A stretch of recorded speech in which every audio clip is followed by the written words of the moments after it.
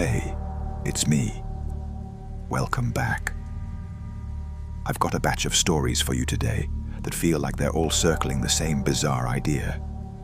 What if the things around us aren't actually from here? Not all of them, anyway. We're talking jackets that return from nowhere, keys that open the wrong reality, drawings that don't belong to the person who supposedly made them, stuff that feels like it slipped in from just slightly to the left of our timeline. And the people telling these stories, they're not trying to sell you anything. They're just trying to make sense of something that really shouldn't have happened. So put your phone down for a second, or keep scrolling if that's your thing, but just listen. Ask yourself, if reality did glitch, what's the first thing you'd notice? A missing sock, a photo that never happened, or something way more personal? All right, let's get into it. Story 1, The Wrong Childhood. Drawing by U. Cork Parallel Pencil. I know how this sounds, but I found a piece of my own childhood that I'm pretty sure isn't from my life. This happened last fall, in 2023, in Portland, Oregon. I'm 32, live in a small one-bedroom apartment. Very normal life. I'm a graphic designer, pretty organized, not a hoarder at all. I wouldn't say I'm a skeptic exactly, but I'm a rational person. I don't jump to ghosts or parallel universes or anything like that. My mom decided to downsize her house and mailed me a big box of old stuff. School reports, random toys, some artwork. The box showed up on a Wednesday around 5 p.m. It was one of those gray, rainy Portland evenings, and I remember thinking it was perfect nostalgia weather. I made some tea, put on a playlist, and started going through this box on my living room floor. It was all very standard. My kindergarten class photo, spelling tests, a crumpled participation ribbon from a science fair. I recognized almost everything. About halfway down, there was this thick manila envelope labeled Art, 10th grade, in my mum's handwriting. I opened it and started flipping through finger paintings and crayon drawings. Lots of lopsided houses and suns in the corner, you know the deal. Then I pulled out this one drawing, and my stomach did this weird drop. It was drawn in crayon on that slightly yellow school paper. At the top, in a kid's messy handwriting, it said "My Family," and my full name was written in block letters. It was definitely my handwriting from that age. The R in my name had the same little extra hook I remember. It was dated March 1999, which tracks. But the picture wasn't my family. There were 4 figures, 2 adults, 2 kids. The dad figure had black hair and glasses. My dad is blonde and has never worn glasses. The mom had long brown hair. My mom's a redhead and kept it short when I was little.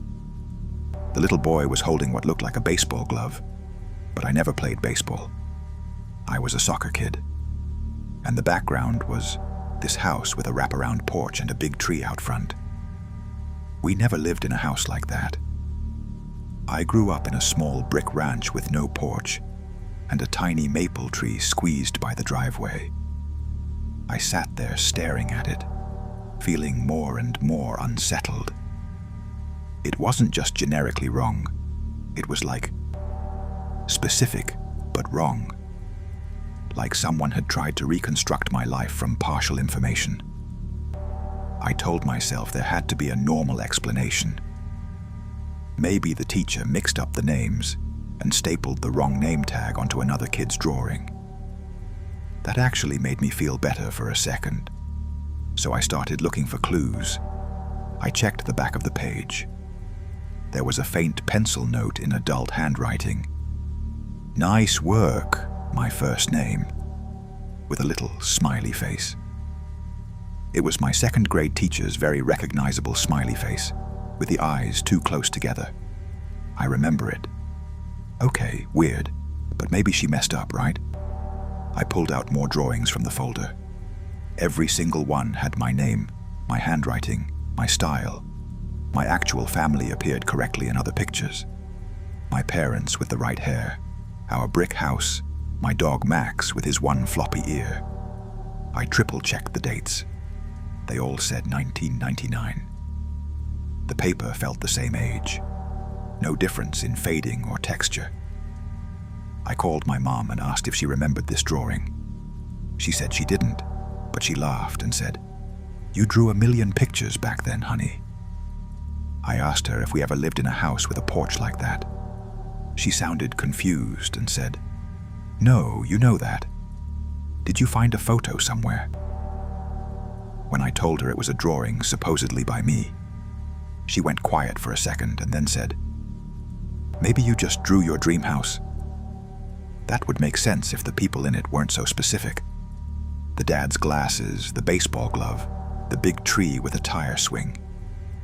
We never had a tire swing, but I remember being jealous of a kid in my class who had one. I remember thinking their life seemed like a TV show. I tested myself by putting all the drawings out on the floor and covering the names with sticky notes. Could I pick out the fake one just by feel, if I didn't know which was which? I swear I could. The style was mine, but off by maybe 10%. The way I drew hands, the way I made clouds, all of it was almost right, but not quite. It's like how you can tell when someone's done a forgery of a famous painting. At first glance, it's perfect, but the longer you look, the more your brain says, no. I was completely sober, by the way. No drugs, no alcohol, nothing, just tea. That night, I put the drawing on my desk and kept glancing at it while I worked. At some point, I realized I recognized something else in it. The shirt on the little boy. It had this diagonal stripe pattern, blue and white.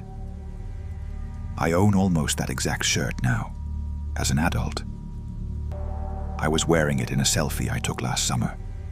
I don't remember having one as a kid. To this day, I can't explain it. The paper test's old. The name and handwriting are mine. My teacher's note is real, and yet the family in the picture is not my family. The house is not my house. The life it shows is not my life. Or at least, not any life I remember. I've gone over this 1,000 times. Do teachers ever rewrite kids' names on drawings? Did my mom mislabel the folder? Did something bleed through from another timeline where I grew up somewhere else? I don't know what to call this. All I know is I have a childhood drawing from a version of my life I never lived. And I keep it in a drawer, face down, because every time I look at it, I feel like I'm staring at someone else's memories, wearing my name. All right, so check this out. That one felt very paper-thin walls between timelines to me. But not all glitches are slow burn weird like that. Some of them hit you in one instant, like reality just blinks. Here's another one for you. Story 2, the gas station that blinked out by you, highway witness.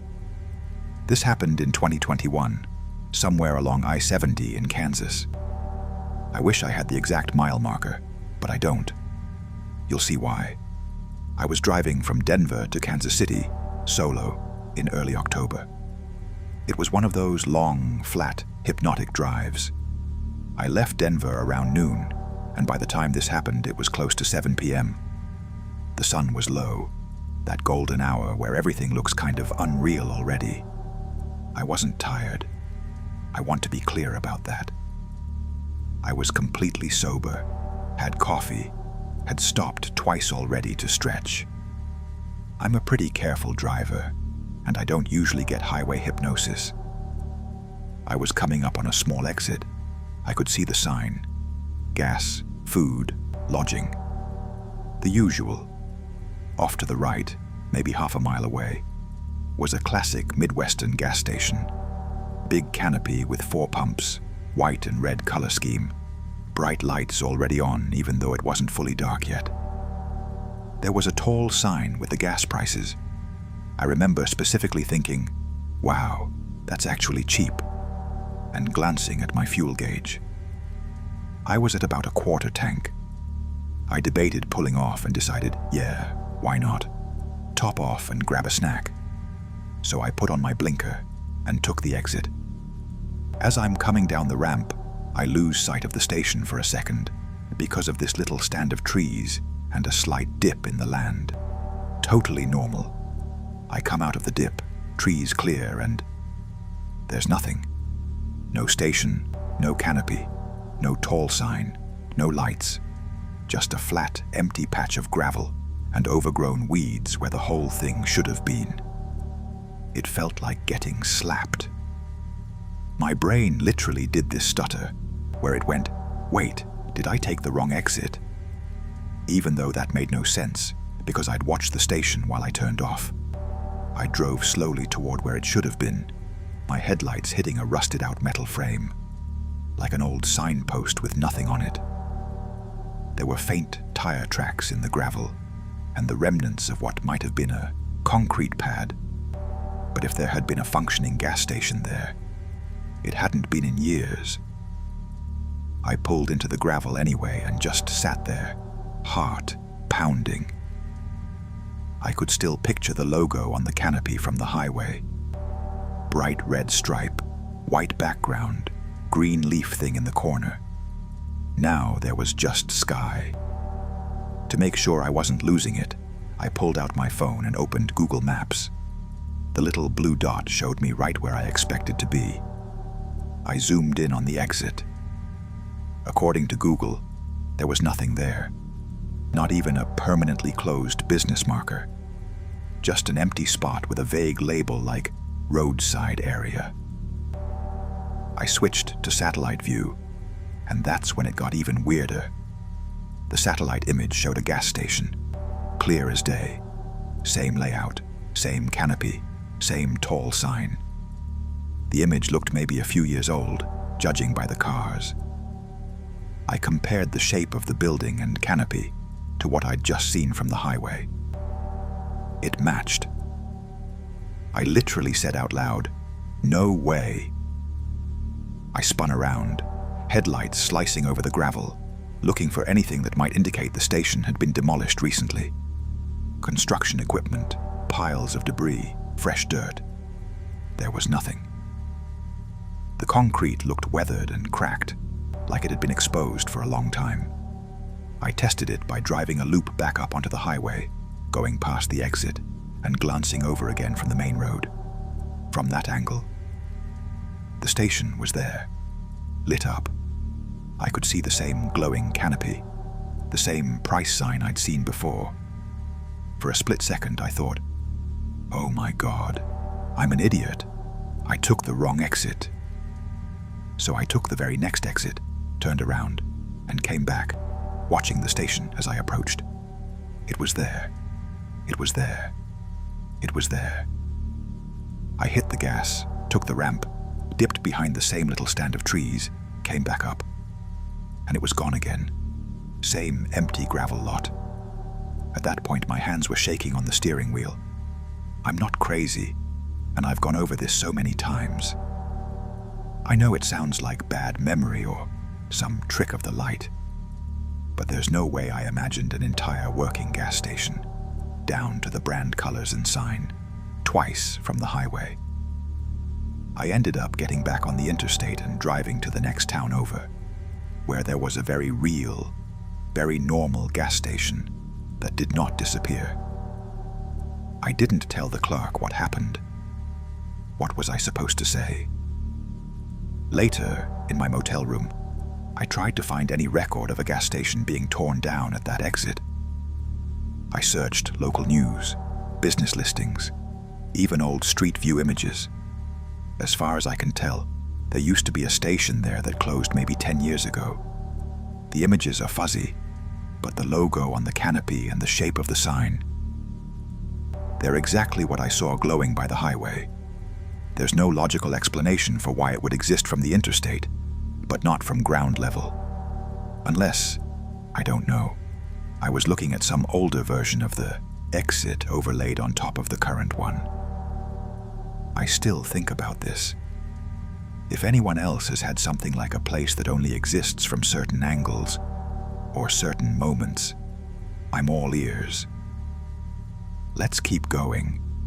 That one is short but brutal because it hits that everyday trust we have in geography. When you turn off the road, the thing you saw is supposed to still be there. So how about a story where time itself doesn't quite line up, but the evidence shows up as an object? Story 3. The Library Book from Next Week by U. Stackstalker. This happened in 2017 when I was a grad student at the University of Toronto. I've only told a couple of people because it makes me sound like I'm misunderstanding how calendars work, but I promise you I'm not. I'm a rational person. I work in research now. Dates and timestamps are my whole world. It was late October, midterm season, and I basically lived in the Robarts Library. If you've never seen it, it's this big, brutalist concrete chunk that looks like a giant pecking bird from above. Inside, it's just rows and rows of stacks, fluorescent lighting, and that slightly musty book smell. I was working on a paper about early Canadian newspapers and needed a particular reference book that the library only had one copy of. I'd checked it out the week before and returned it on time because there was a hold queue. On Tuesday, October 24th, I finished classes around 3 p.m., grabbed a coffee, and went to the library to see if the book was back in. I remember the date clearly because my paper was due November 1st, and I was counting down in a mild panic. I checked the online catalog on my laptop first. The book, Print Culture in Upper Canada, 1790-1840, was listed as available. So I headed up to the 12th floor where the call number lived. I got to the shelf and the spot where the book should have been was empty. There was a gap between two similar titles. I thought maybe someone had just misshelved it, so I began the usual scan of nearby shelves. Nothing. I flagged down one of the student workers and asked if they could help. She checked the physical shelf, then went back to her computer terminal and looked in the system again. "Huh," she said. "It shows as on shelf. That's weird." She offered to put a trace on it, which is library speak for, "We'll look more thoroughly later." But that wasn't going to help me that day. I sighed, made a note of a couple of other books, and went off to at least make some progress. About an hour later, around 4:30, I decided to do one more check before I left. Sometimes people reshelve things out of order, and it takes a bit for the staff to catch it. So I trudged back up, walked down the same row, and there it was. The book was exactly where it should be. Same gap, now filled. The spine was crisp green with gold lettering. I actually muttered, "You've got to be kidding me," under my breath. I grabbed it, opened the front cover to check, the checkout slip out of habit, and that's when everything went sideways. There, stamped in purple ink, was the due date. Due 31 OCT 2017. And underneath that, my own name, written in pen where they jot down who has it on hold. But the checkout date above it said CHKD out 27 OCT 2017. I just stared at it for a good 15 seconds. The current date was the 24th, October 24th, 2017.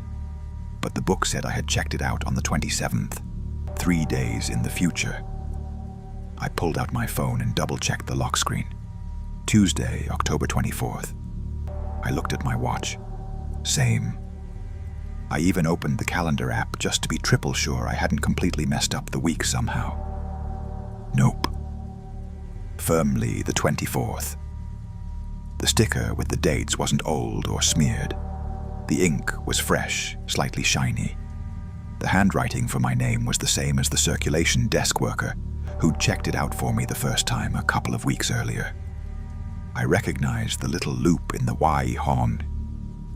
To test myself, I took the book down to the circulation desk and asked if I could see its record.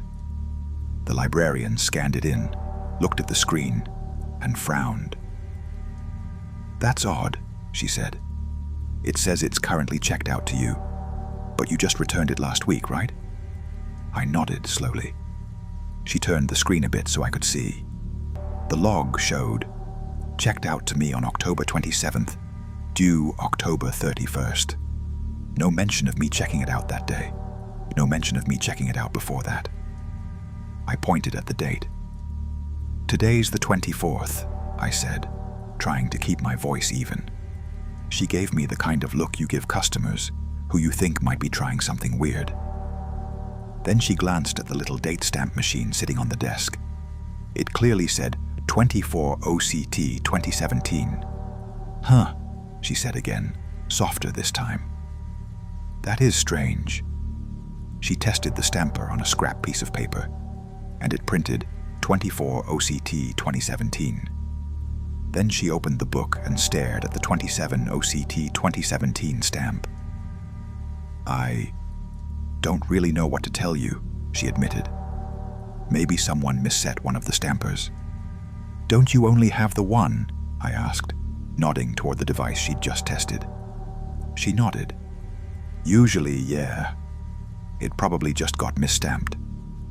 I'll override the system and check it out properly."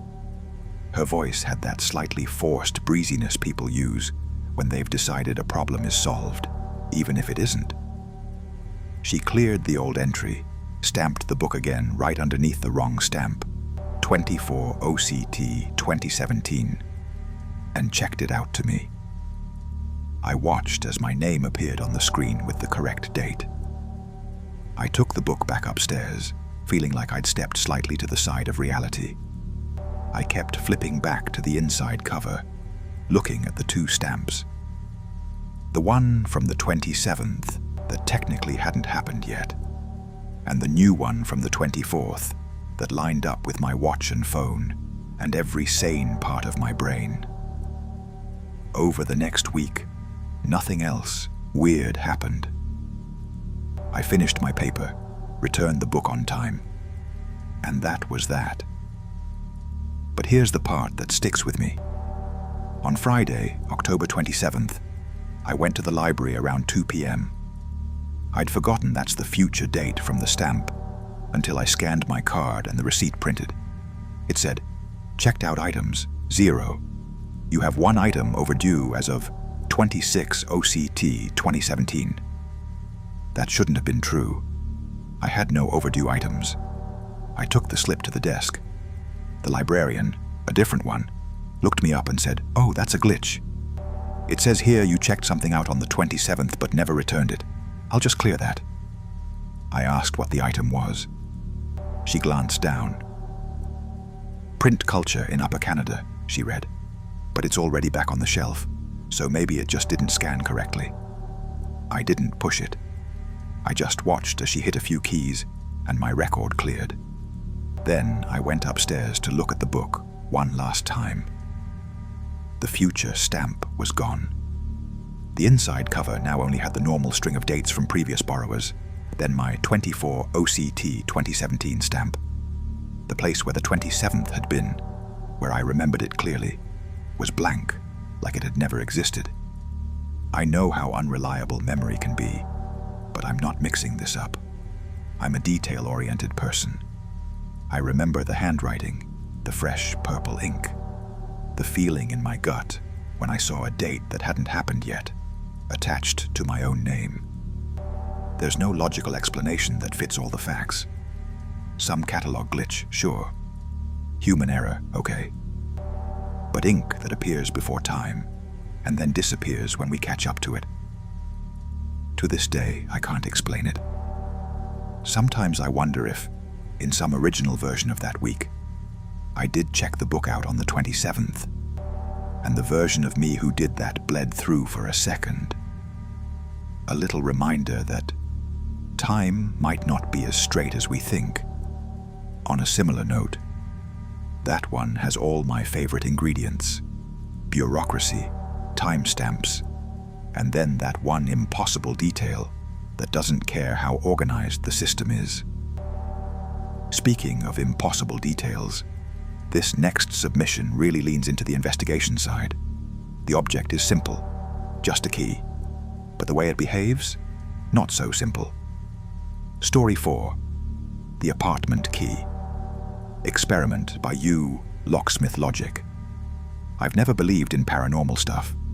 If you knew me in real life, you'd probably say I'm annoyingly logical. I'm a building superintendent in Munich, Germany, and my whole job is literally about locks, schedules, and physical systems behaving predictably. That's why what happened with this one apartment key still bothers me, 3 years later. The building I manage is a 5-story older place near Schwabing, about 20 apartments. It's got those heavy oak doors, old brass locks, the works. Part of my job in 2020 was to oversee the switch from the old individual locks to a modern master key system. We hired a locksmith company. They came in, measured everything, and over a couple of weeks installed new cylinders and issued new keys to every tenant. Each key was stamped with a unique number and the building identifier. Let's say, for the story, the building code is M71 and the apartment numbers are 1 through 20. So a key might say M7114. I had my own master key, which could open every door. Tenants had their individual keys, and in some cases, extra copies. I kept very detailed records of who had what. I triple-checked all of it, because if something goes wrong, it's on me. One tenant, a young woman I'll call Lena in apartment 12, lost her key about 6 months after the change. She called me in a panic on a Tuesday evening in June 2021, around 8 p.m. She'd come home from work, searched her bag, pockets everywhere, no key. I came up and let her in with my master, and we agreed to have the cylinder replaced the next day to be safe. The locksmith came, swapped out the cylinder in 12's door, and issued a new key for Lena. The old key code for apartment 12 had been M7112B. The new one was M7112C. I noted this in my spreadsheet and collected the old cylinder and Lena's remaining spare to send back to the company, as per our agreement. All normal.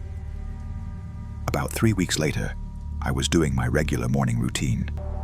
It was a Thursday, around 7:30 a.m., quiet, just the sounds of traffic starting outside and someone's radio muffled through the walls.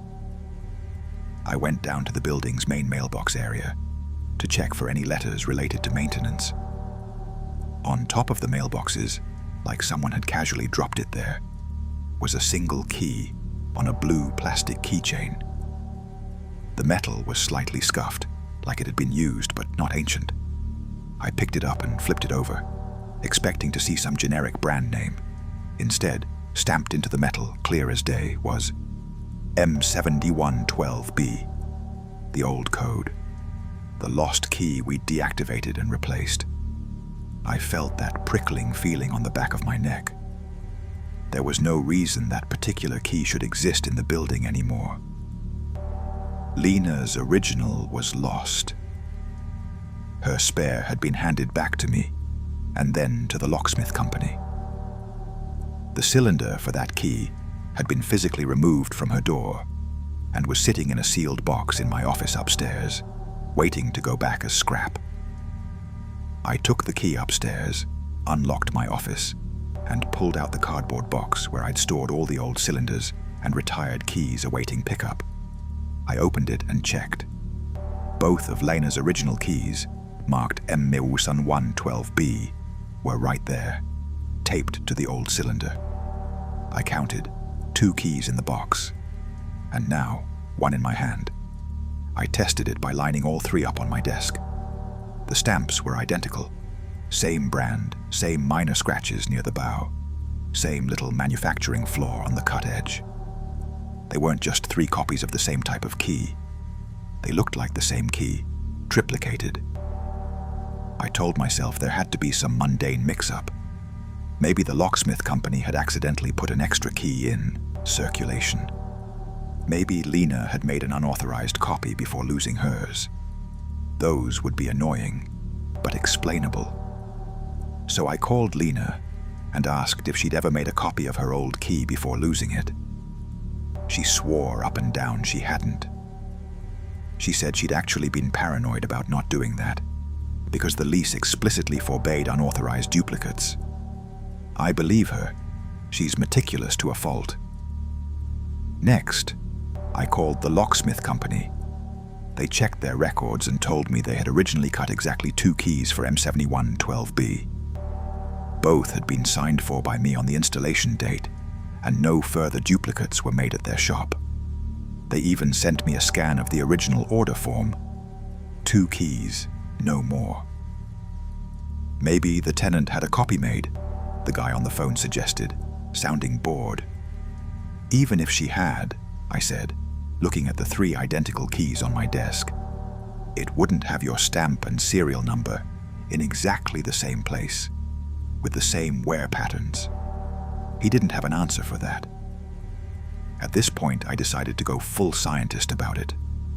I'm not crazy. If something weird is happening, you test it. First, I took one of the 12B keys from the box and tried it in Lena's new lock. It didn't turn, as expected. Different cylinder, different bitting. Then I took the mystery 12B key from the mailbox and tried that. Also didn't turn. So at least physics was consistent there. Then, just on a hunch, I went down the hall and tested all 3 12B keys on other apartment doors. Nothing. They behaved exactly like what they technically were: obsolete keys for a removed lock. So where had this third one come from? The next day, I did something that now feels almost superstitious. I put 2 of the 12B keys, the ones I knew were real, back in the box with the old cylinder. The mystery key, I put in a separate small envelope, wrote the date and time I found it on the front, and locked it in the bottom drawer of my desk. I wanted to see if it would stay put. Every morning for the next 2 weeks, I unlocked the drawer and checked the envelope. The key was always there. It didn't vanish or move. It was just a piece of metal in a paper sleeve. Then, on a Monday morning in August, I opened the drawer, and the envelope was empty. My first thought wasn't paranormal. It was, oh no, someone's messing with me. I checked the lock on the drawer. No signs of forced entry. The office door had been locked all weekend. The windows were shut and latched. Nothing else was disturbed. Cash box untouched. Tools all in place. I tested it by going back to the cardboard box. The 12B cylinder and 2 original keys were still there, taped together. Nowhere else in the room was the third key. I sat down in my chair and just stared at the empty envelope for a long time. I'm not under the influence of anything. I don't drink on the job at all, obviously. I had physically held and tested that key, separated it from the others, and I'd seen it in the envelope multiple times. A month later, the locksmith company finally picked up the box of old hardware. I almost stopped them from taking it, part of me irrationally thinking, what if we need to study that cylinder? But to study what? It was just metal and pins. Sometimes I wonder if the key that appeared belonged to somewhere else. Like another version of this building where we never replaced the locks, and that old 12B key was still in somebody's pocket. For a few weeks it slipped into our reality, then snapped back when whatever alignment changed. There's no proof, of course. All I have is an empty envelope with a date scrawled on it and a line in my spreadsheet that no longer makes sense. But every time I issue a new key to a tenant now, I think about that third 12B. To this day, I can't explain it. And I'm supposed to be the guy who can account for every lock and every key in this building. Speaking of keys and doors, we've just barely cracked this thing open.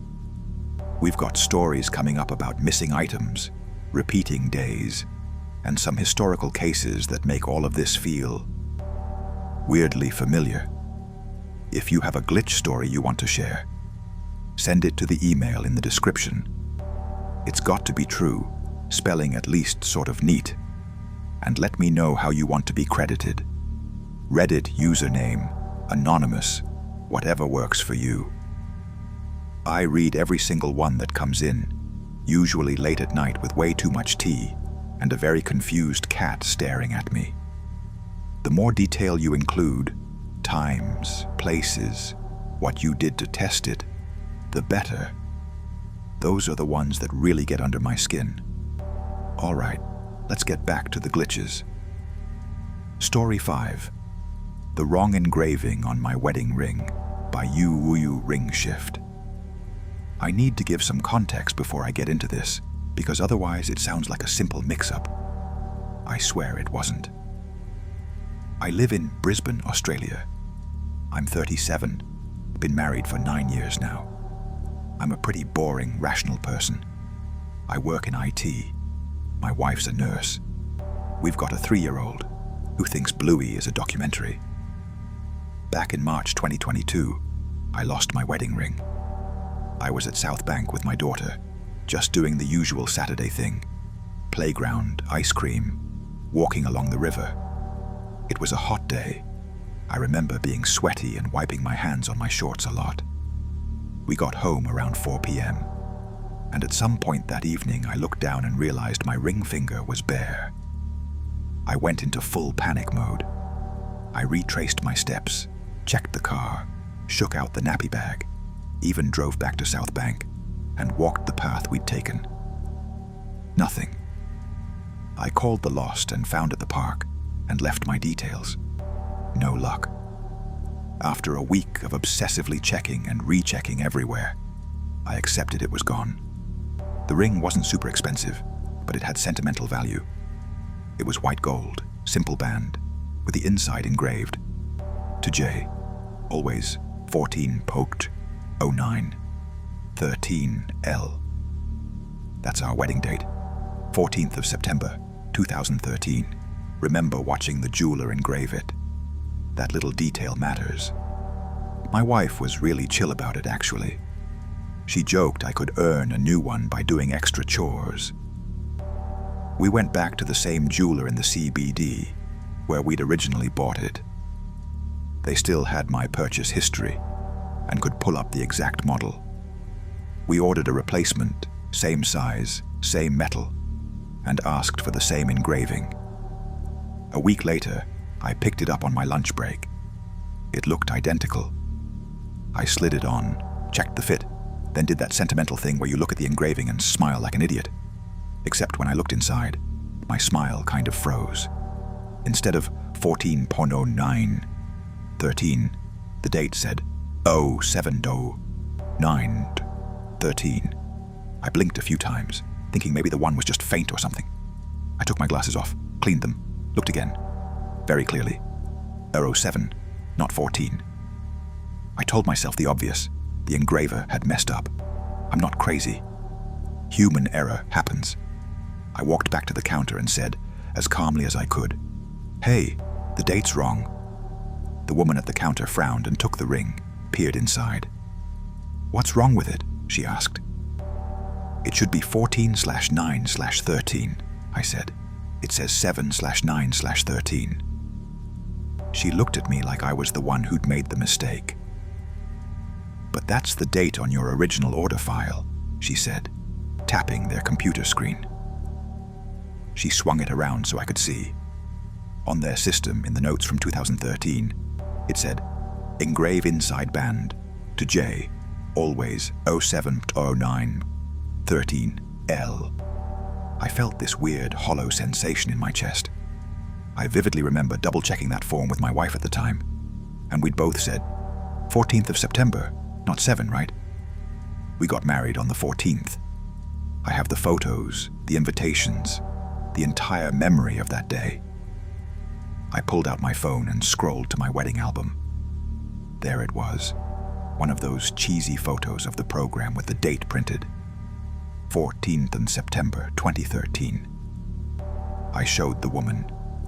"Could the note in your system be wrong?" I asked. "Because this is our actual date." She looked from the screen to my phone and back again. "We usually just type what the customer writes," she said slowly. "But yeah, I guess it's possible." Her tone told me she didn't really believe that. The file looked old, untouched since 2013. She called the manager over. He checked the record, checked the ring, and offered to redo the engraving for free. He said something like, "Apologies for the mix-up. We'll correct the date to 14/09/13. They took the ring into the back. I watched through the little doorway as the engraver set it up under the machine again. 10 minutes later, they handed it back. This time, the date was correct. 14/09/13. Clean, sharp, like it had always been that way. I left the store feeling vaguely unsettled, but I told myself it was just a paperwork error. Life went on. Fast forward about 3 months. It's winter, here, early June, and I'm cleaning out a seldom-used kitchen drawer looking for batteries. At the back, behind a stack of old takeaway menus, my fingers hit something small and metal. I pulled it out. It was my original wedding ring. Same scuff on the outer edge, same tiny nick where I'd once caught it on a fence. I almost shouted. I called my wife over, and we both just stood there laughing in disbelief. The drawer was one I'd torn apart at least twice during the big lost ring search.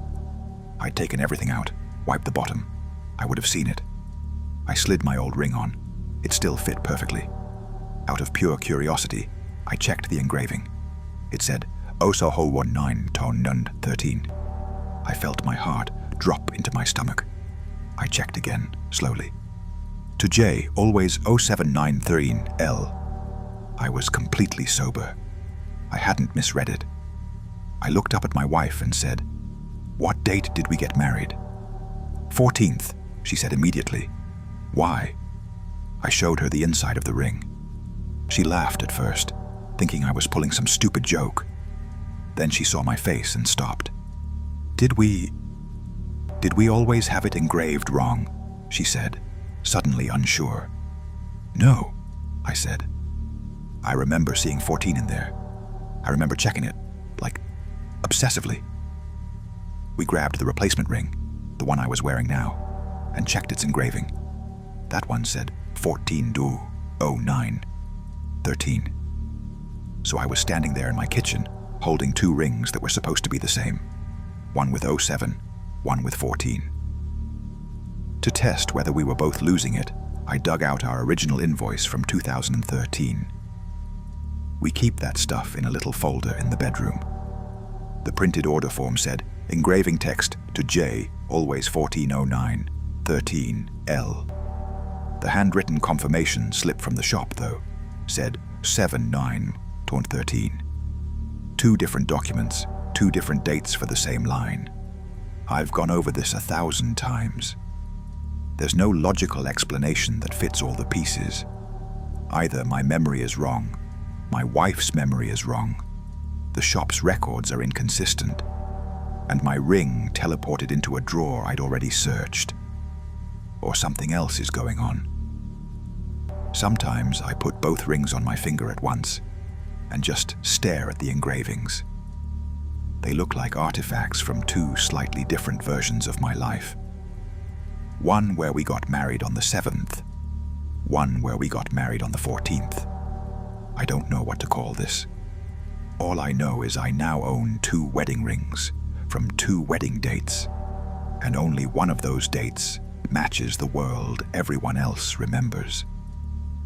Okay, this next one is wild in a totally different way.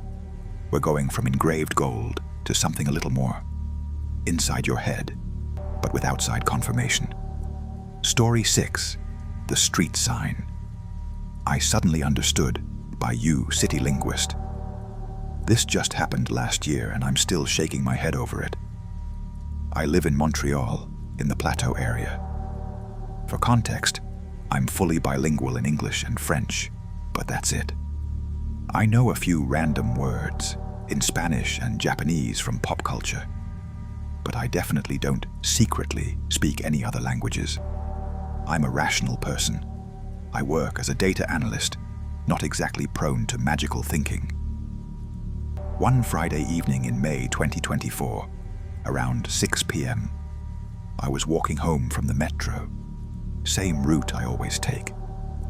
It had just rained, so everything was that shiny grey, with reflections in the puddles and the sky doing that post-storm pink thing. There's this one intersection I pass every day, where they've put up a temporary construction sign.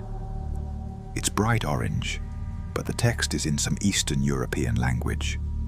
Polish, I think.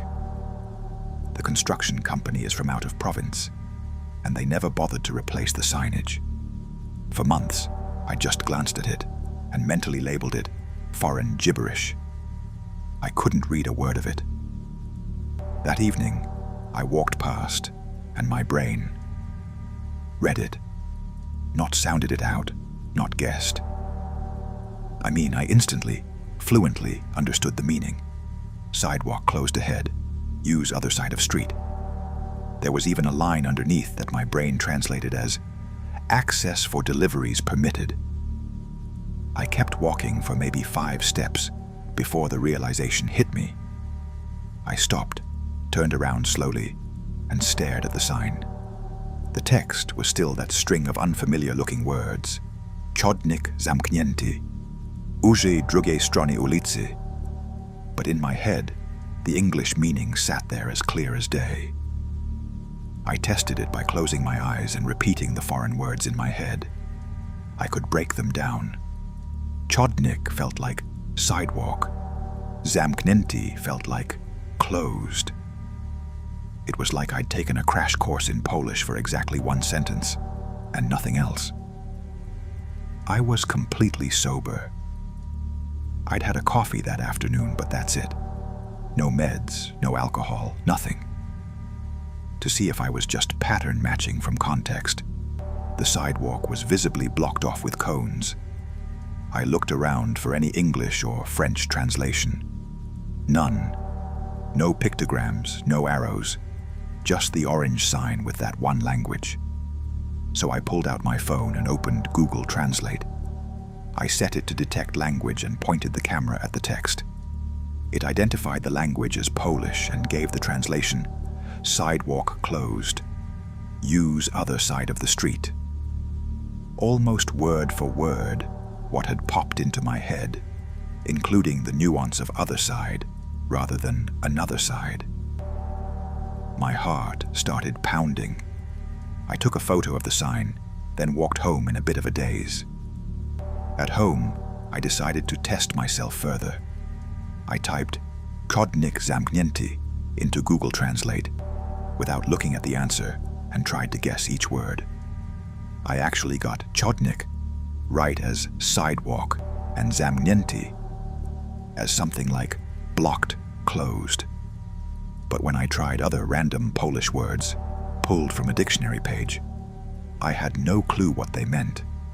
It wasn't like I'd suddenly downloaded the whole language. I told a friend about it later, and she suggested maybe I'd seen that exact sign translated somewhere before, and my brain was just dredging it up. That would be the nice, neat explanation. But I've never looked up that sign or that phrase before. I don't hang out on Polish Reddit. I don't have Polish friends. The next week, I deliberately walked a different way home to see if the effect persisted on other signage. I passed a Polish deli with some writing on the window and nothing. Total gibberish again. I had to use Translate like a normal person. But when I finally went back past that original construction sign, I still understood it instantly. Like that sentence alone had burned a channel into my brain. I know how this sounds, but for one moment on a random rainy evening, I understood an unknown language with the same ease I read English. And the only piece of evidence I have is a photo of an orange sign that shouldn't mean anything to me, but does. Has anyone else experienced something like this, where you just suddenly understand a language you definitely don't speak? Speaking of things that shouldn't mean anything but somehow do, this next story revolves around something very mundane, a grocery receipt. Except the store on it doesn't exist, and the more the guy looked into it, the stranger it got. Story 7. The Receipt from a Non-Existent Grocery Store by You Cart Return King. I've never told anyone this before in full detail, because every time I start, I can see people doing the polite nod and mentally checking out. But I need to lay it out somewhere, because it's the most unsettling thing that's ever happened to me. And it all started with a piece of thermal paper. This was in 2018, in Columbus, Ohio. I was 29, working as a manager at a big box retailer. I live alone in a fairly standard one-bedroom apartment in a pretty forgettable complex near the Outer Belt. On a Sunday afternoon in late July, hot 30 degrees Celsius, the kind of sticky Midwest heat that makes you question your life choices, I did my usual grocery run. There's a Kroger about 10 minutes from my place. I went around 2 p.m., got my stuff, came home, put everything away. Very routine. I remember exactly what I bought because I'm one of those people who eats the same things every week. Eggs, chicken breasts, rice, some veggies, coffee, and a 6-pack of craft beer. That evening, around 8 p.m., I was sitting on the couch, half watching Netflix, when I noticed a crumpled receipt on my coffee table. I assumed it was from Kroger and went to toss it in the trash. But when I glanced at it, I stopped. At the top, where it should have said Kroger 451, with the address and phone number, it said, Market Square Foods, Location 7, 1275, Galloway, Ave Columbus, Oh. The logo was this little black and white square made of smaller squares. I'd never heard of Market Square Foods in my life, and I've lived in Columbus since college. The items listed were specific: 2% milk, Mountain Dairy, pasta, linguine, olive oil, rustico, bananas, tomatoes, Roma, red wine, Modella Casa. I hadn't bought any of that day, but the timestamp said 07/29/18/14/17. The exact day and almost the exact time I'd been at Kroger. I'm a rational person. First thought, wrong receipt got mixed into my stuff somehow. Maybe the cashier handed me someone else's slip, and it ended up in my bag. So I went to my trash can and dug out the receipt I remembered stuffing in there when I got home. It was there, plain as day. Kroger, Jux 451. All my usual items, time-stamped 1403. So now I had 2 receipts. One from my actual trip, one from a trip I didn't take to a store I'd never heard of. The Market Square receipt total was $32.47, paid with Visa X4512. Not my card. The last 4 digits didn't match any card I've ever had. At this point, I was more curious than scared. I tried to think of every reasonable explanation. Maybe I'd picked it up off the ground at Kroger without noticing. But why would I do that? And why did it end up on my coffee table? I decided to check the address. I opened Google Maps and typed in 1275 Galloway Ave, Columbus, OH. The map zoomed to a spot about 20 minutes from my apartment, in a light industrial area I'd driven past a few times. Street view showed the address as a small warehouse building with a sign that said, Brown Logistics Distribution Center. No grocery store, no Market Square Foods. I clicked back through older Street View images. Same logistics company sign going back to at least 2012. No way, I muttered. I triple-checked the numbers on the receipt versus Google. 1275 Galloway. Exact match.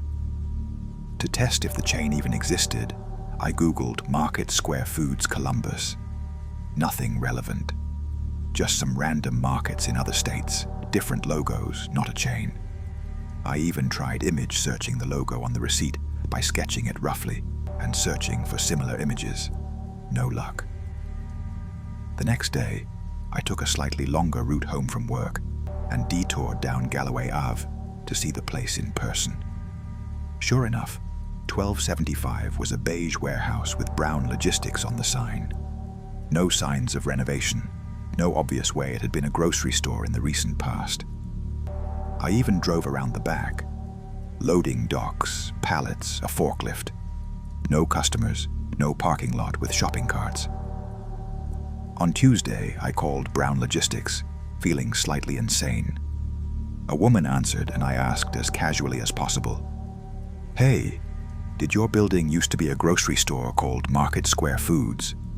She laughed. "Not that I know of. We've been here like 15 years.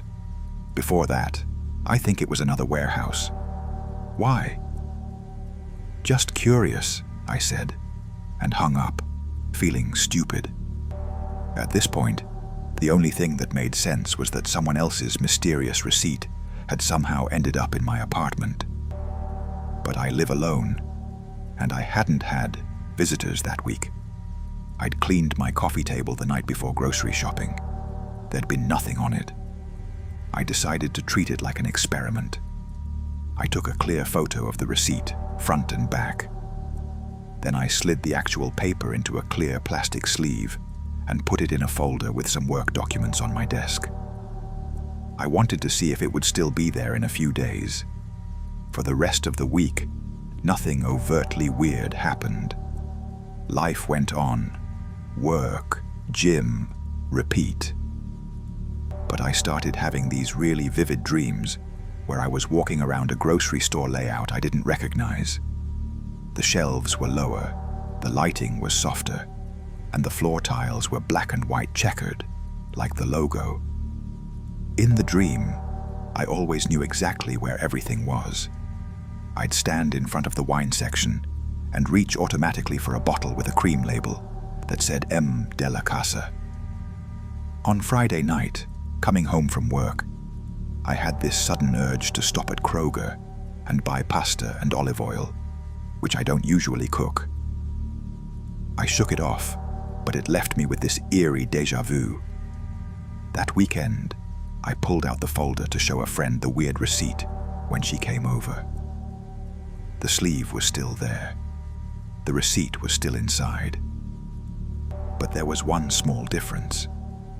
On the back, where it had been completely blank before, there was now a faint smudge of blue ink, like something had been printed and then rubbed mostly away. Under bright light, at a certain angle, I could just make out one word: thanks. I'm absolutely sure it wasn't there when I first examined it. I'd even shone a flashlight through the paper to see if there were any hidden marks. Now there was this ghost of a word that might have always been there. Except I know it wasn't. I've gone over this 1,000 times. I've shown the receipt to 3 people I trust. They confirm the address, the name, the weird logo. They all say the same thing. It's probably from out of town, or maybe the company changed names, even after I show them Google Maps. Every now and then, usually late at night when I'm tired, I'll get this intrusive thought. There is a version of Columbus where Market Square Foods exists. In that version, on July 29th, 2018, at 2:17 p.m., some other version of me bought milk and pasta and red wine, paid with a Visa ending in 4512, and walked out with a receipt that, for whatever reason, ended up on my coffee table in this version of Columbus. And I can't prove any of it. All I have is a piece of paper that doesn't line up with my map of the city. What do you think happened? All right, this next one keeps the object from another life theme going, but shifts it into something more personal. Less receipts, more identity. Story 8. The phone, full of photos of a life I didn't live by. Door bus route ghost. It was May 2019. I'll never forget. I live in Glasgow, Scotland, and at the time I was commuting every day on the number 38 bus from the south side into the city centre for my job at a print shop. Super glamorous, I know. This particular day was a Tuesday. It had that very typical Glasgow drizzle. Not quite rain, but everything is damp. I finished work at 5 p.m., grabbed a sandwich, and got on the 5:30 bus home. It was busy, but not packed. I took a seat near the back, left side, by the window. About 10 minutes into the ride, I noticed a phone on the seat directly in front of me. Black Samsung, no case, tiny crack in the corner of the screen. Nobody was sitting there. I looked around to see if anyone seemed to be searching their pockets, but everyone was just in their own little worlds. I'm a rational person, so my first thought was just, okay, someone dropped their phone. I'll turn it in at the depot or the police station. I picked it up. It was warm, like it had just been in someone's hand. The screen was locked, showing the time, 5:43, and a wallpaper of what looked like a lake with mountains in the background. Somewhere like the Highlands, maybe. I pressed the power button, hoping for a "if found, call this number" message, but nothing. Just the usual lock screen with a pin pad. I was about to put it in my bag when the phone buzzed in my hand. A notification popped up.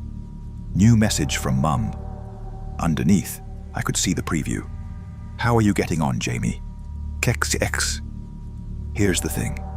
My name is Jamie. It's not uncommon in Scotland. I know that. But seeing, "How are you getting on, Jamie?" addressed to a missing phone owner who wasn't me, on a bus route I take every day, made my stomach do a little flip. I tested the weird feeling by telling myself out loud in my head, "It's just a coincidence. You're not the main character." At the next stop, I took the phone up to the driver and said, "Hey, someone left this. I found it back there." The driver, an older guy with gray hair, barely glanced at it and said, "Just leave it on the seat, son. They'll come back for it."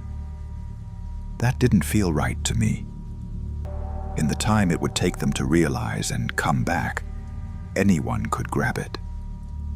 So I ended up keeping it with me, intending to hand it in at the depot at the end of the route.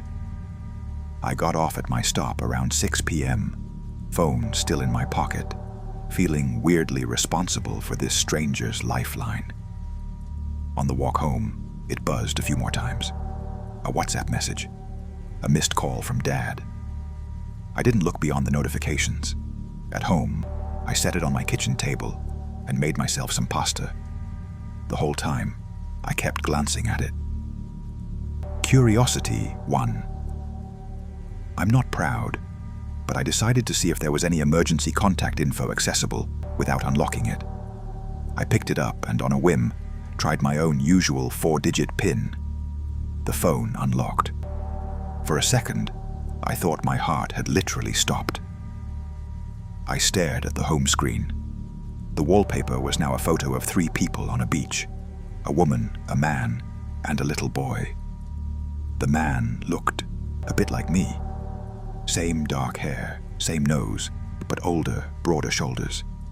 His arm was around the woman. The kid was on his shoulders, laughing. I whispered, "No way." I went to the settings to see what name was on the device.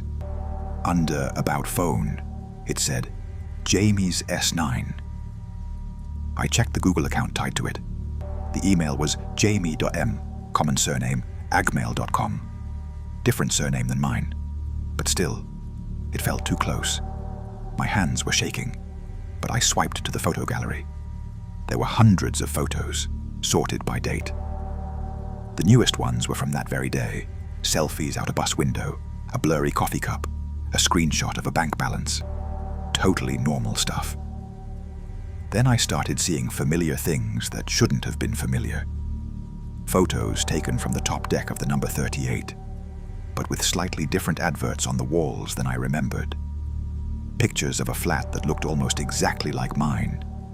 Same layout, same cheap IKEA bookcase, but with different furniture and different posters.